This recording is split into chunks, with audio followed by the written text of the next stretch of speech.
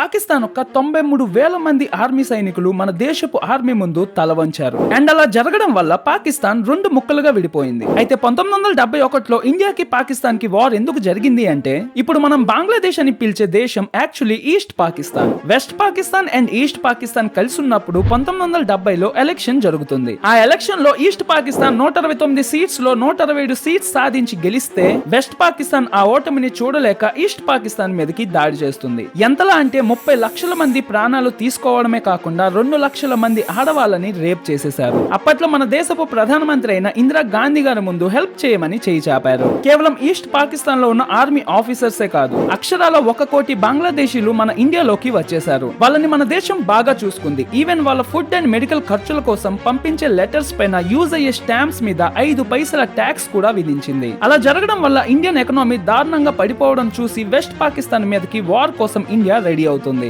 పాకిస్తాన్ కి బుద్ధి చెప్పాలని చేసిన ఇండియా ఒక ప్రయత్నంలో బంగ్లాదేశీలు పడిన కష్టం కనిపించింది. అండ్ ఈ కథలో చీఫ్ ఆర్మీ ఆఫీసర్ శామ్ మానెక్షో గురించి తప్పకుండా మీరు తెలుసుకోవాలి. యాక్టర్ విక్కీ కౌశల్ గారు ఒక సినిమాలో అయితే ఈ క్యారెక్టర్ ని జీవించేశారు. అతని ఐడియాలజీ అండ్ ఇందిరా గాంధీ గారి డిసిజన్ మేకింగ్ మనకి 1971 వార్ లో గెలుపుని ఇచ్చింది. ఈ కథని 1 నిమిషం లేదా 2 నిమిషాల్లో చెప్పడం చాలా కష్టం. అందుకోసమే మన ఛానల్లో 17 నిమిషాల ఫుల్ వీడియో చేసి పెట్టాను. అండ్ కింద లింక్ కూడా ఇస్తాను. మిస్ అవ్వకుండా ప్రతి సెకండ్ వింటూ లాస్ట్ వరకు చూసి మన ఇండియన్ ఆర్మీ యొక్క గ్రేట్నెస్ గురించి తెలుసుకోండి. ఈ వీడియోని లైక్ చేసి ఫాలో అవ్వండి. మళ్ళీ కలుద్దాం.